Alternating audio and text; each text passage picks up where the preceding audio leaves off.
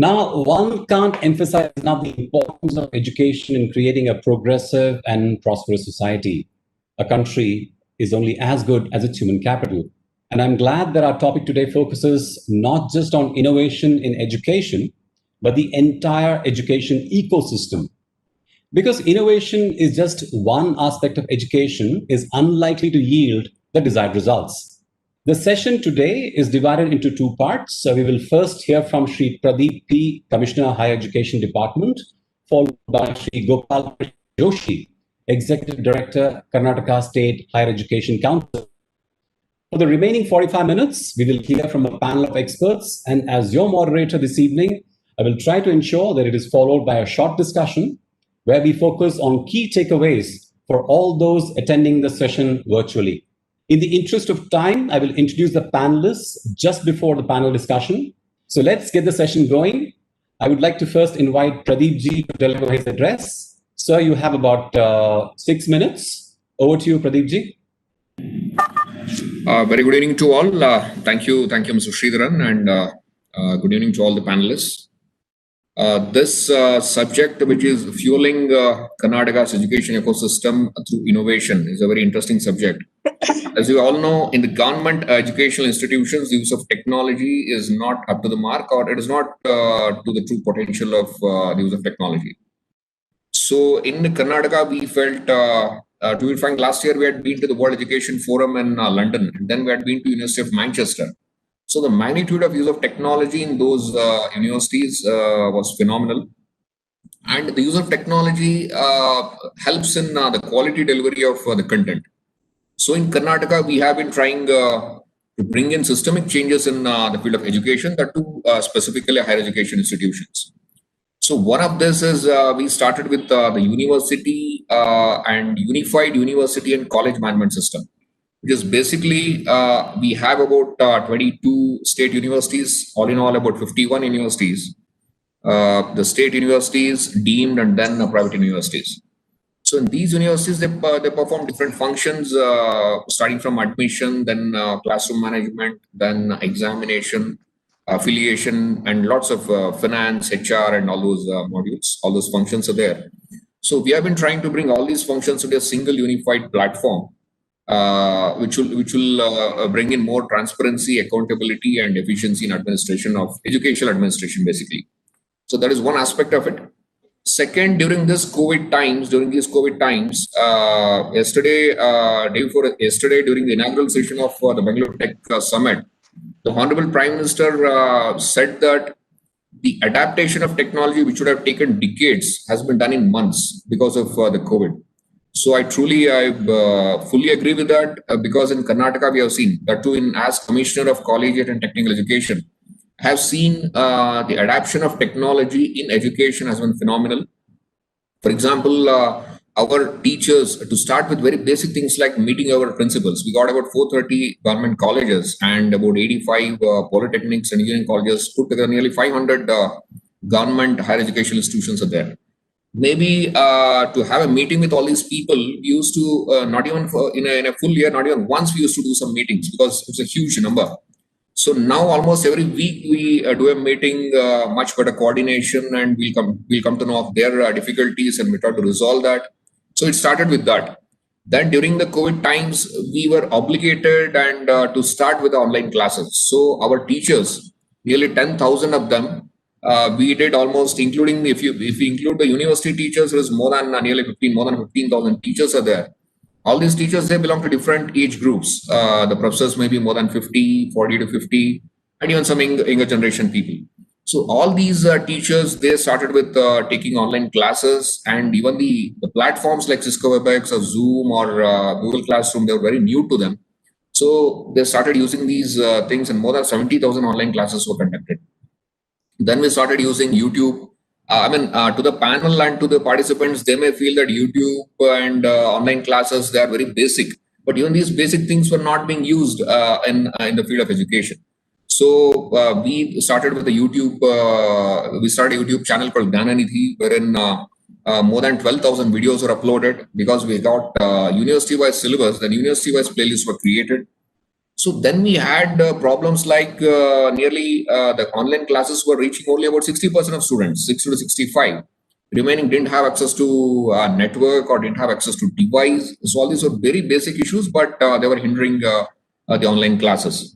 So then we said, let us do one thing. We asked all our teachers, we divided them into like mentors, and about 200, 100 students were attached to them, mapped to them. And then they created WhatsApp Telegram groups. And this, the feedback was reached about 80 to 85% students. Then we started sharing the study materials, PPTs in PDF format in these groups because the size will be smaller, the PDF format. And then it was a bit higher level of use of technology, or the reach was much better in this. So like this, we started during the COVID times. This led to the idea of starting a learning management system. So we have now embarked on a learning management system for higher education institutions, and I'm really proud to say that in the entire country, Karnataka is the first state to bring in LMS, the full-featured actual LMS in the higher education institutions, which should benefit about 5 lakh students and in all government institutions, the engineering, diploma, and the first grade colleges. So in the LMS, based on the learnings from the COVID times, what we have done is that we have made it usable both offline and online. So again, people start asking how can it be accessed offline? So you need some kind of network for that. So what we did was that we have started converting all classrooms and the colleges into smart classrooms. So smart classrooms, we are providing the projectors and UPS and everything. But the most important thing is we're making the entire college Wi-Fi enabled. So once a kid comes to the college using the college Wi-Fi, he can download the content related to 1 week or 10 days or for the entire semester. And once it is downloaded, he can use it offline at his home. So for this, we already distributed, when it comes to devices, we have distributed about 110,000 laptops last year. And this year, we are trying to distribute about 155,000 tablets. So again, the adoption of technology, use of devices, provision of these devices to our children, everything has gathered pace. And I'm really happy to say that Karnataka has been at the forefront in adapting to the COVID times and delivering quality teaching and learning, both in a comprehensive manner. Thank you. Excellent. Excellent. Thank you so much. And also thank you for exactly 6 minutes. Really appreciate it.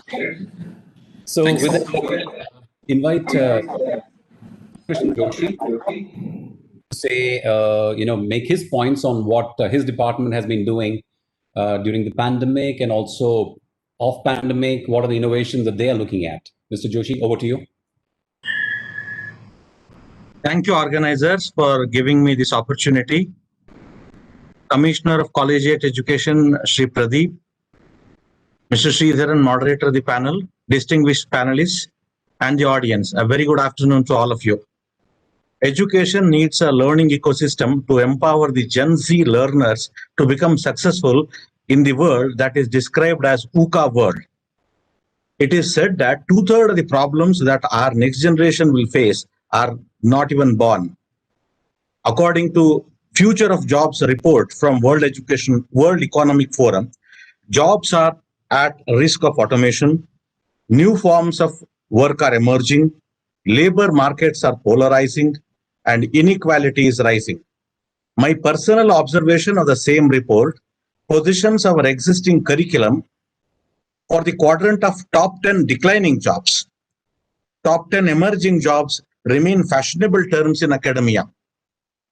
How do we move from closed curriculum to open curriculum that focuses on analytical thinking and innovation, creativity, originality and initiative, technology, design and programming, critical thinking and analysis, complex problem solving, and leadership and social influence, which are trending skills for 2022 according to the same report. Friends, knowledge is doubling fast. Educational technology has seen rapid change in last 1 decade. Thanks to COVID, suddenly we shifted from chalk and talk to online learning. Now everybody is talking about online learning, blended learning, MOOCs and LMS. But the teacher, who is the change agent, is little affected by all of this. He needs to be empowered both in terms of content and pedagogy. How do we move away from a regulatory system, enabling and promoting innovation, retaining transparency and accountability? How do we move away from mass education to personalized learning, empowering aspiring generation born in rising India? Finding solutions to all these needs innovative thinking. National education policy is a great opportunity. It has a goal of 50% GER by 2035. It is just apt that this session is designed on the relevant theme. I'm very sure that the collective wisdom of the distinguished panelists will help us choose right direction and go a long way. Thank you, one and all. Mr. Joshi, although you had more time you could have gone on, but appreciate, I think you made some great points, which I'm sure the panelists will pick up and debate as we go into it. So now that we have the government's point of view, so how is government looking at education, and not just education in classroom, but the entire education ecosystem? We should now get into a discussion where we are able to flesh out some of these aspects and then have our experts weigh into it. So with that, let me introduce our panel of experts. I'm going to start with Mr. Salah Khalil, founder and chairman of MACAT, which is a world leader in offering critical thinking solutions. Mr. Khalil has had a long and successful career in business and the nonprofit sector in Egypt and the Middle East, and was a strategy consultant at the Westminster Foundation for Democracy in London. He holds a master's degree in political sociology from London School of Economics and a bachelor's from the University of South Carolina.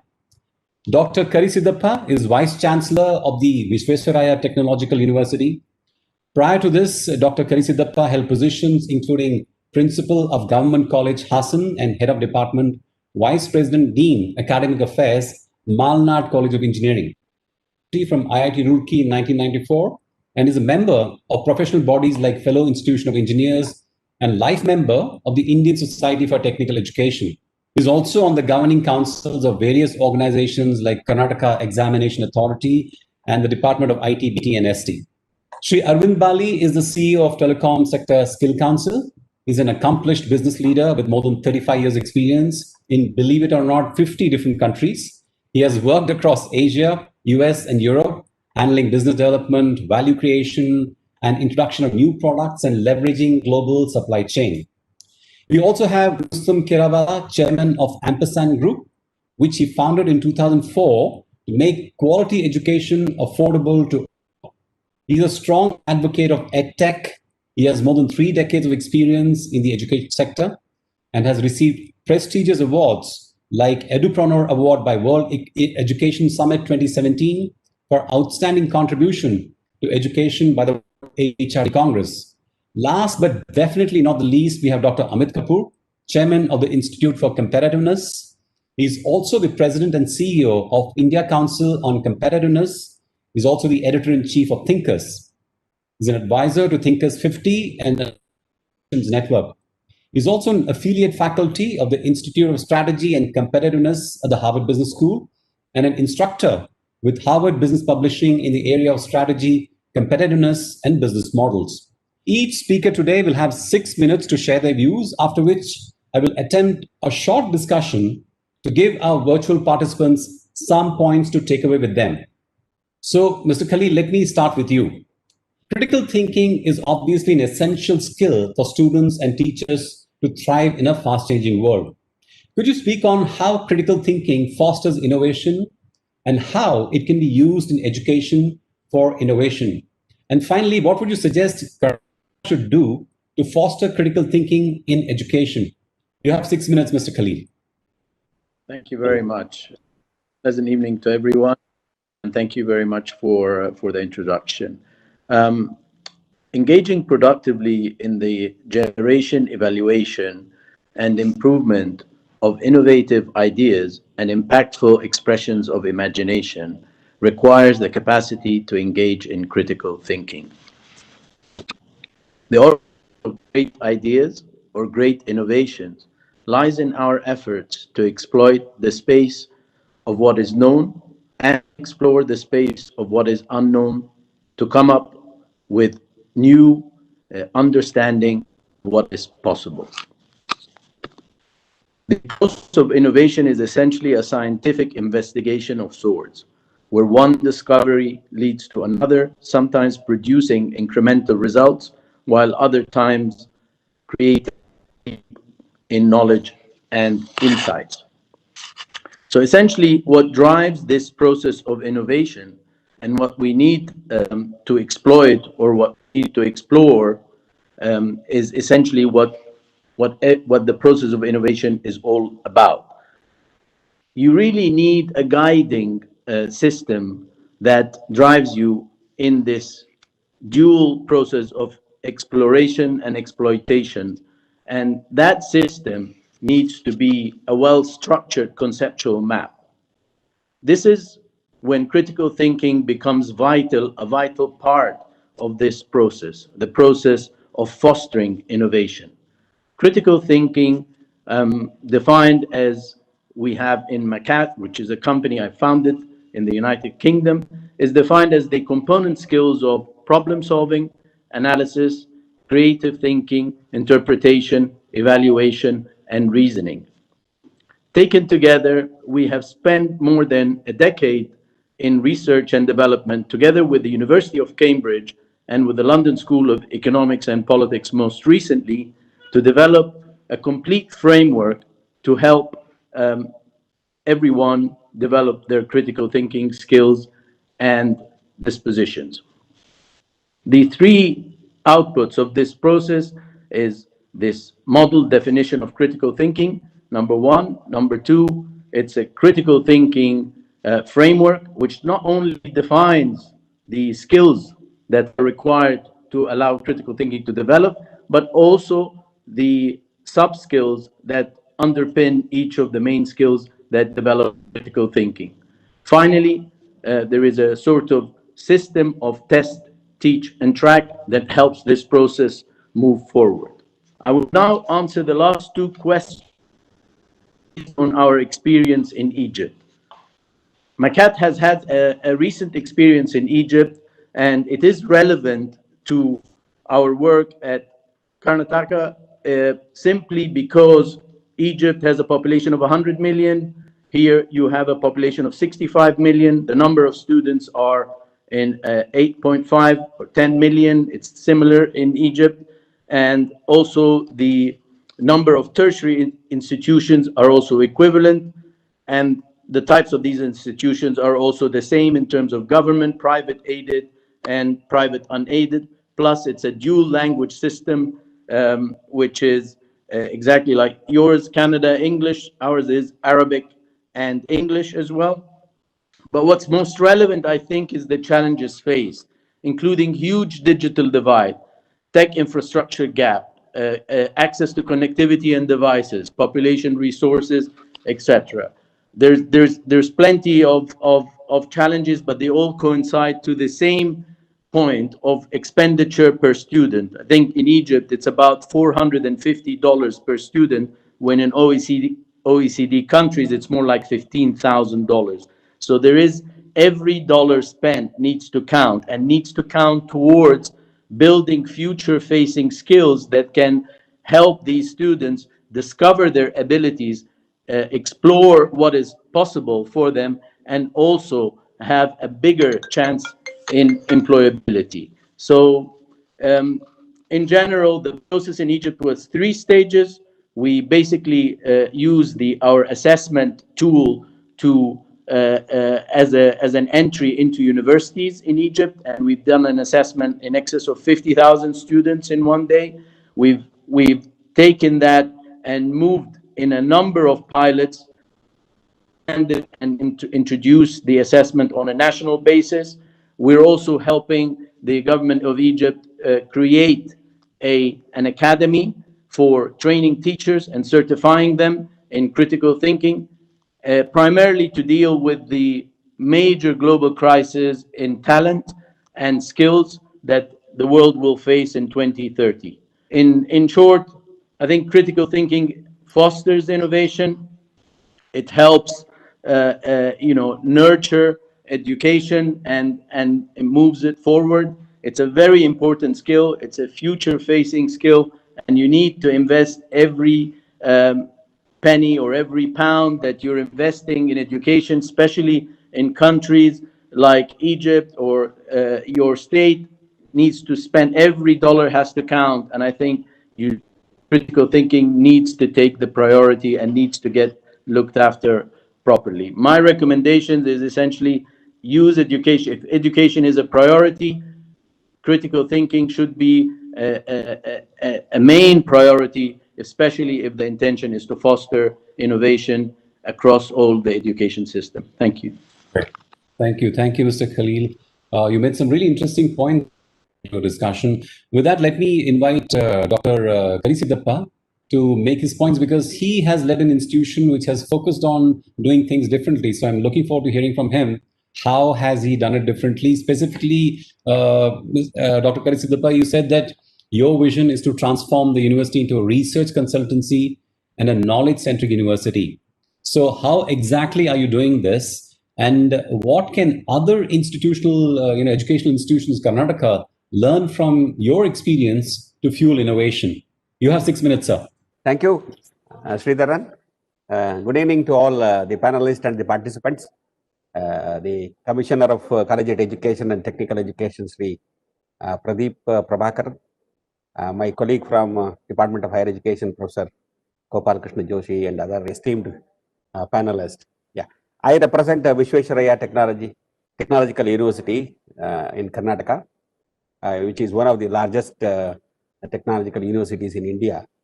We have around 219 colleges affiliated to this university, giving or offering programs in undergraduate BE degree programs, BTech programs, postgraduate programs, PhD degrees, and research.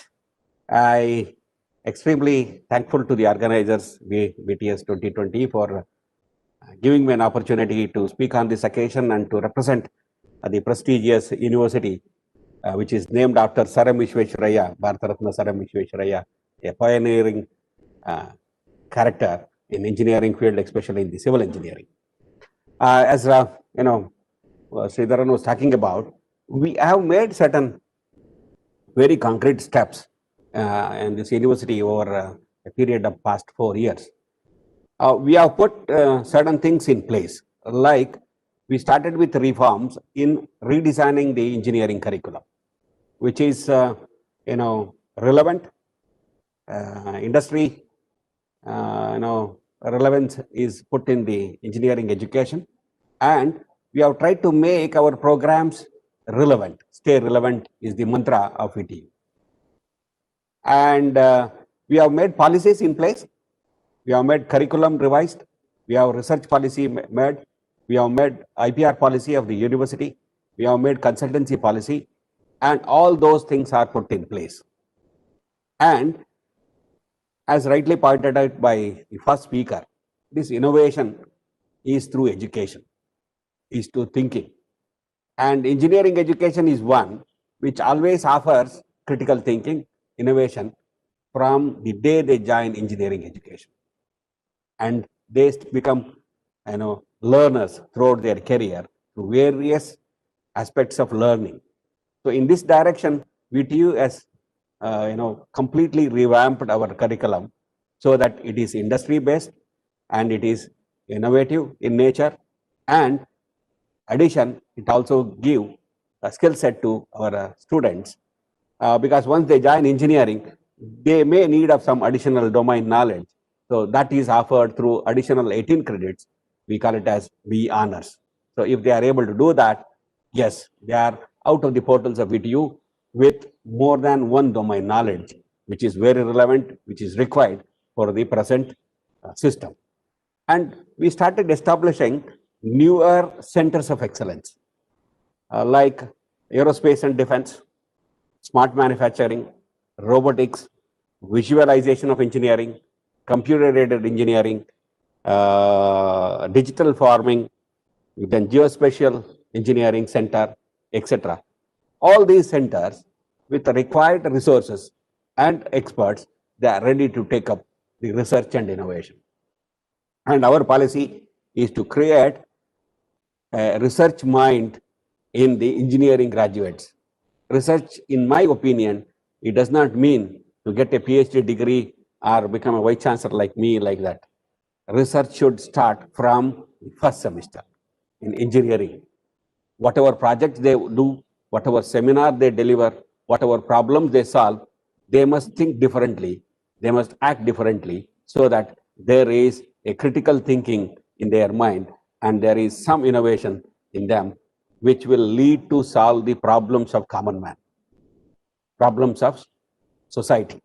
Societal problems need to be addressed through their project works, their research works, their thesis works, etc. Those are the things which are attempted through final year projects, not only by giving them topic, we financially assist them also by the university, and research projects for MTech programs, and almost all, more than 35 disciplines of MTech program we are addressing or we are offering are all industry driven. One or the other way, more than one industry is made to be involved in terms of teaching, in terms of internship programs or seminars, and also some certain trainings in terms of skilling or upskilling, etc. And our research also. The university has come out with a policy, and now from this academic year onwards, 40 research fellowships under university fellowship scheme are offered to the students who can work under VTU professors. They will have to come through GATE or through VTU entrance examination, and they will be full-time scholars to work on most recent technologies and also most recent problems. After this COVID pandemic, we have many challenges, and of course, we have suffered. We have suffered in terms of education, suffered in terms of finance, society, loss, life, etc. But this pandemic has given us challenges. And not only that, it has grouped all of us together. Now, engineers and doctors started working together. Engineers and biotechnology people started working together. Engineers and social engineers or social people from social science started working together. There is universal human value learning and teaching to the students and friends. And more than that, more than domain, more than one domain, people have come together to address the problem. So like that, the innovation has become a part of our curriculum. The research has become part of VTU research programs. Hence, I think this is the way we can go. And another addition to all these things is the recent technologies, what we talk in terms of artificial intelligence, data science, machine learning, robotics, autonomous vehicle, etc. There are tools in all these things.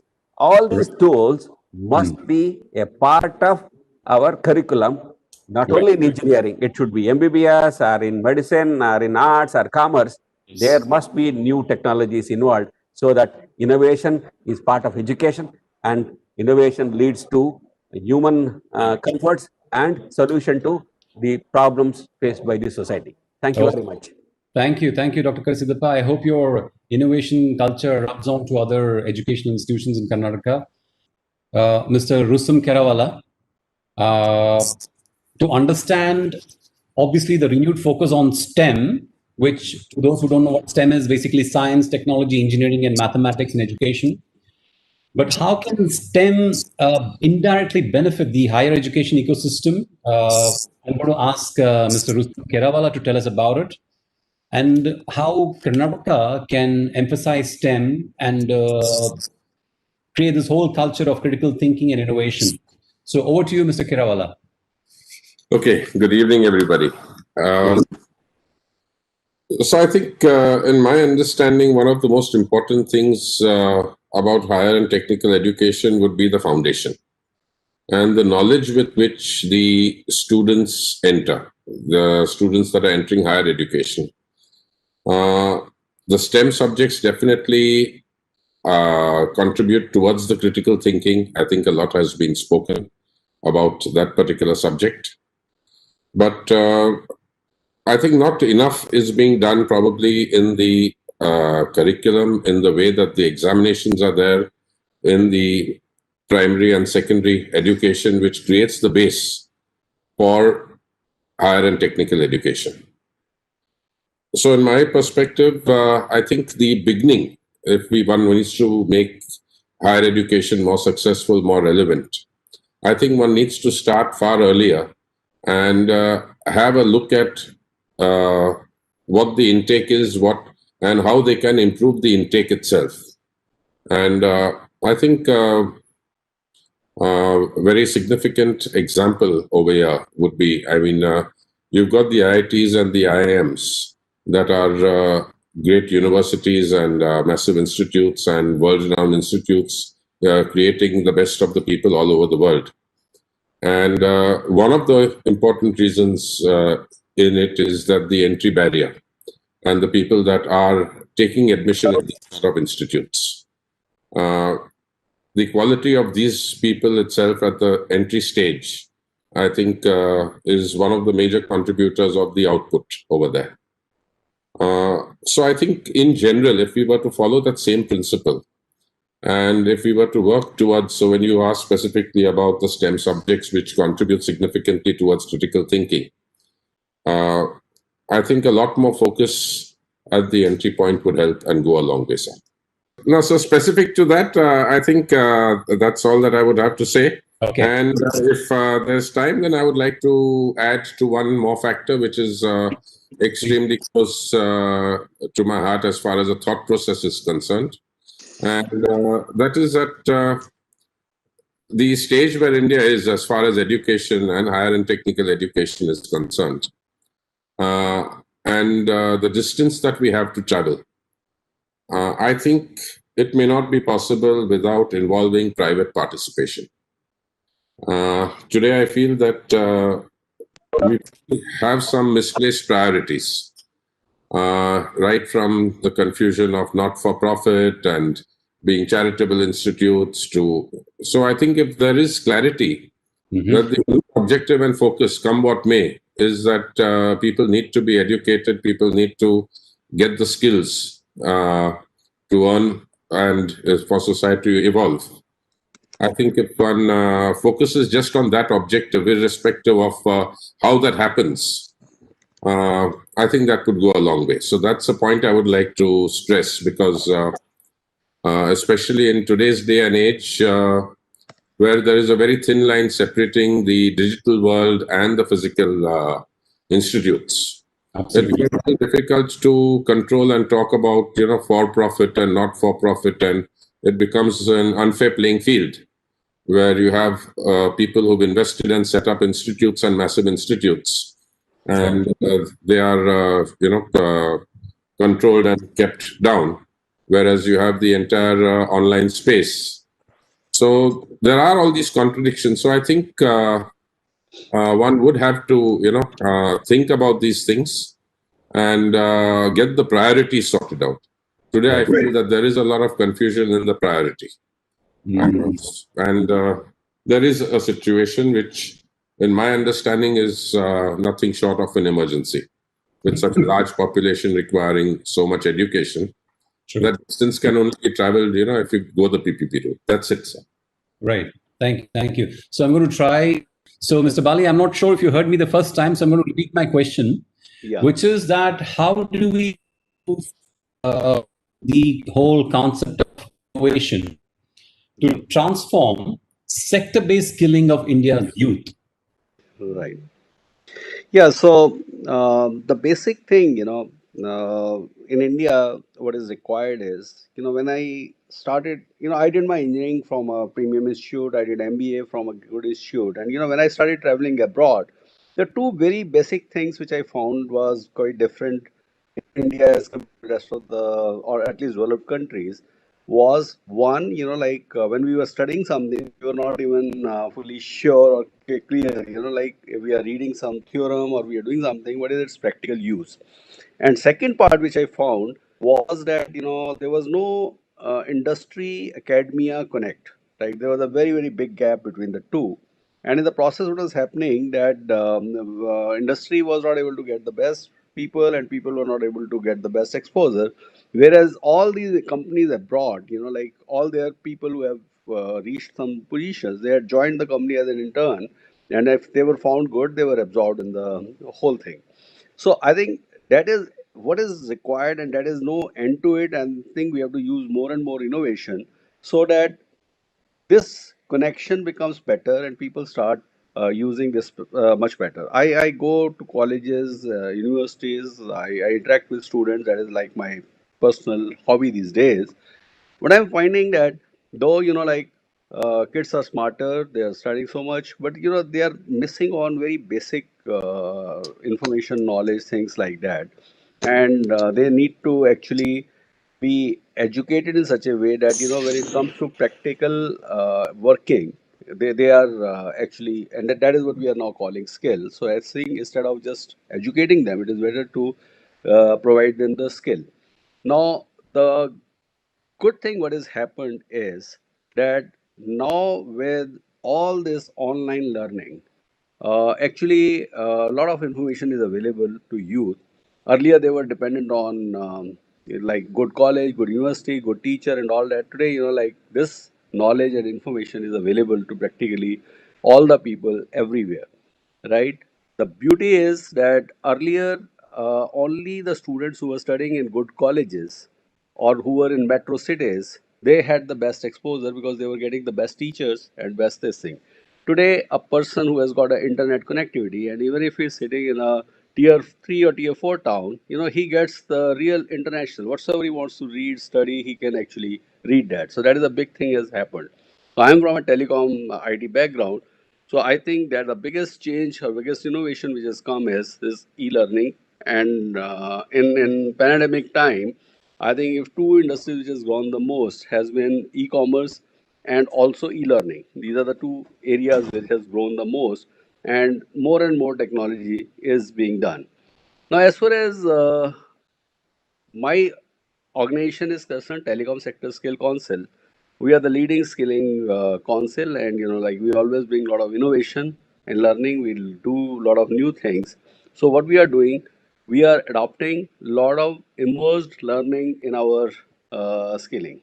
So if you are aware that like all scaling what we do has got QPs. There's a education syllabus.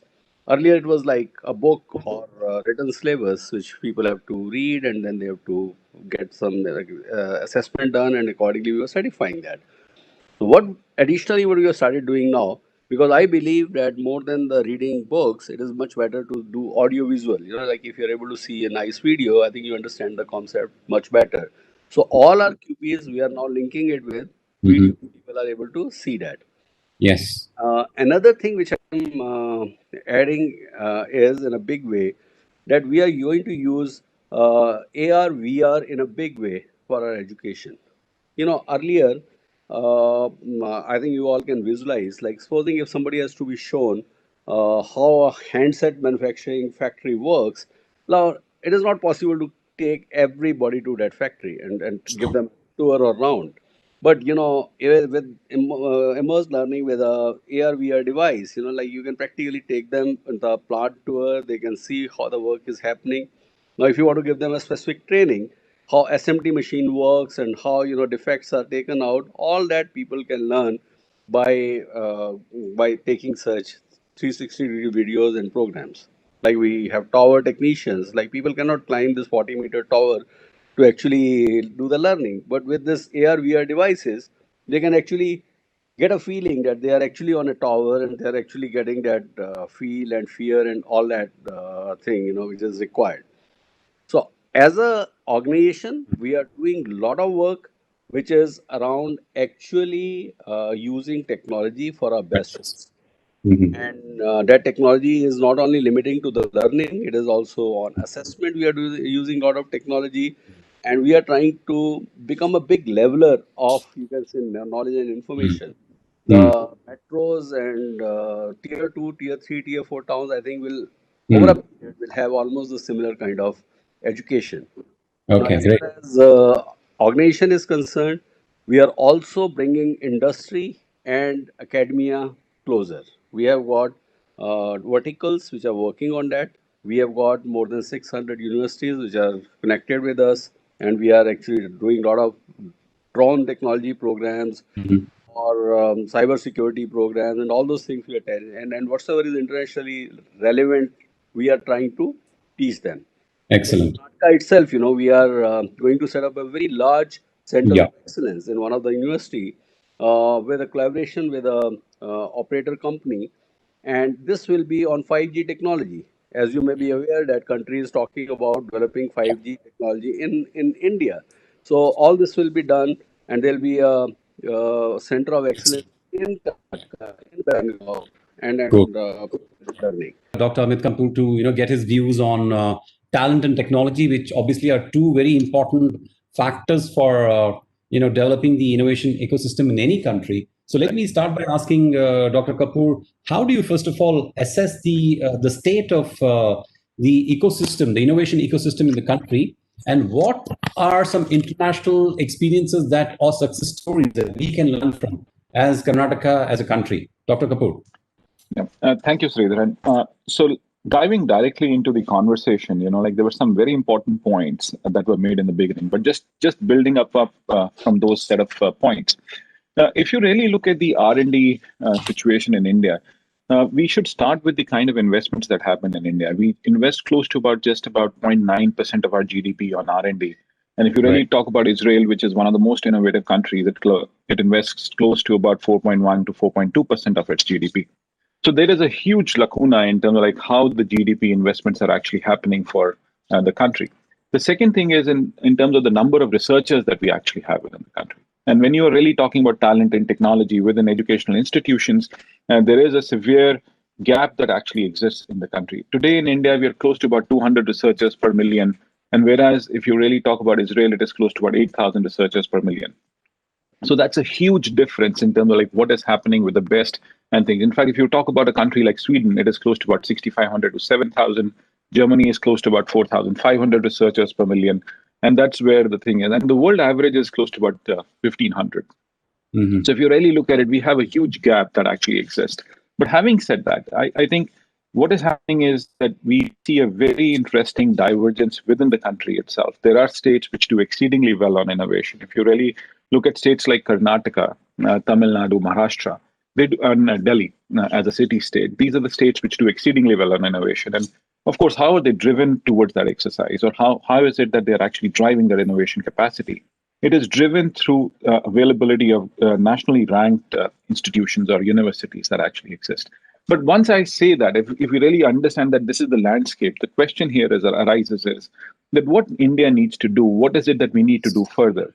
So there are about 4 or 5 points which become very, very critical. Like the question that begs to be answered, and that is from where I'll actually go on to the answers, is that why is it that we have not been able to create a Skype in our university system, whereas in a country like Estonia, in a small university in Tallinn, 2 PhD students were able to create a Skype. So when India boasts of about 1 million engineers coming out every year, we actually tom-tom about it. But at the end of the day, the question is, why is it that we are not able to create world-beating organizations? Sundar Pichai goes to US, does some wonderful things, but why is it that he's not been able to create something out here itself? So there is something which is missing within the educational system that needs to be taken care of. Larger ecosystem, yeah. Exactly. The larger ecosystem, the educational ecosystem, and it starts with the education thing itself. So the challenge today is, well, whatever the commissioner had actually said is so good. In fact, what needs to happen, that creates a base level infrastructure. You have IT, you have the coordination and all that stuff. But the question is that we need to take the next step. So what is it that we need to do the next step? One, academics need to be entrepreneurs. The biggest problem that I actually see is that academics per se just hide away from the idea that they can be entrepreneurs.